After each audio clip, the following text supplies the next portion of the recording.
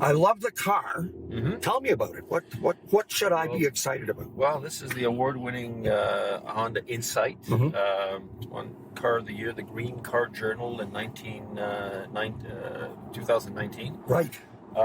It's a compact car. It's part of our the three vehicles we have in our lineup: the Accord Hybrid, the obviously the Insight, and the Clarity plug-in. That's part of our electrification strategy for years to come. As you know, you probably heard that Honda's goal is to electrify 2/3 of its fleet by 2030. So that's part of it, with a lot more coming, obviously. Right. But I would call this an upscale compact sedan. That's a hybrid. If you can see, the interior is very high end. It's got the full suite. It's lovely.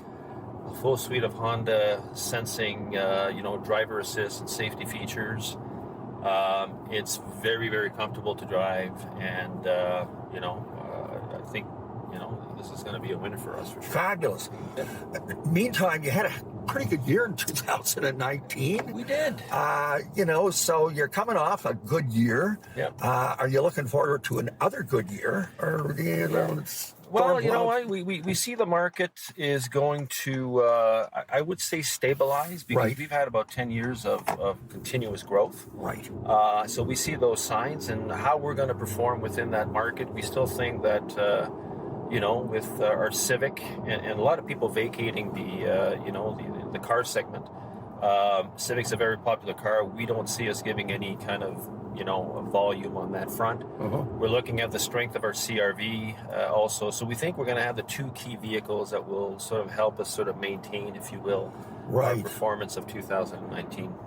You work pretty hard. You got an important job. What do you do to relax? What do you do to wind down? Well, I do go to the gym, and whether that relaxes me, I just feel I need to.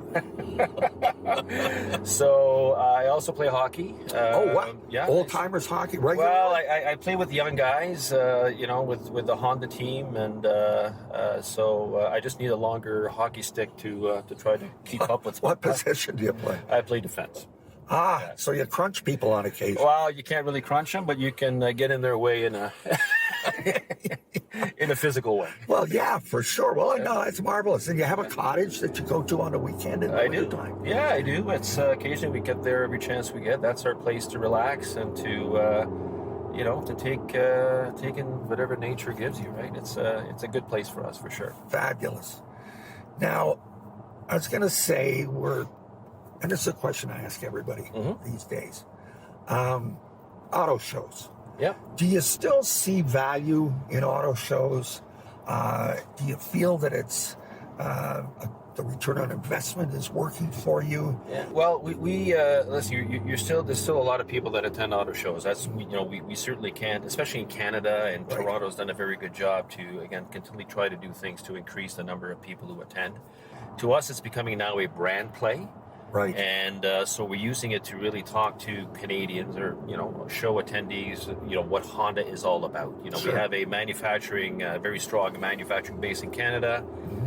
We want to display that because the more important, to the Canadian economy. And I think it's not well known to all Canadians that, we do have that footprint here. We want to talk about Honda innovation. We want to talk about, manufacturing technology. We want to talk about environmental concerns that we have and that we've had, quite frankly, since the beginning of the company.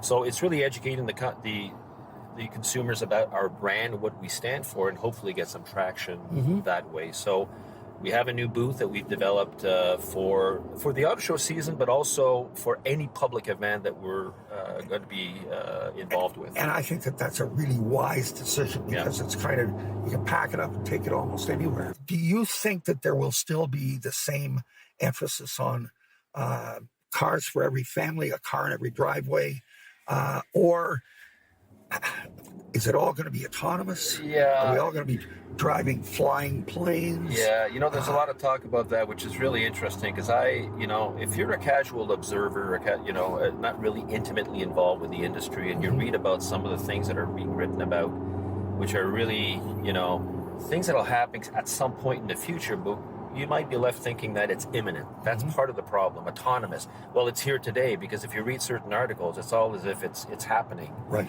The reality is that to shift people's behaviors from where it is today, the convenience of owning a car, the cost of owning a car, you're going to need to really find solutions to those, right? Because I think people, somebody was mentioning to me about, well, young people don't want to drive. Well, we're also selling record numbers of vehicles, right? Yeah, in Canada and the U.S. So absolutely. So I think it will take some time, and I think the companies that find that magic balance between convenience that people are looking for at a cost that will save them money to replace their vehicle, I think that's going to be the magic. But I think we're still going to have cars for a very, very long time.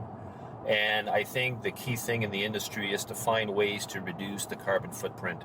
Right. And that's going to be where you're going to see in the next 20, 25 years all the innovations and developments in that area, because we need to do that.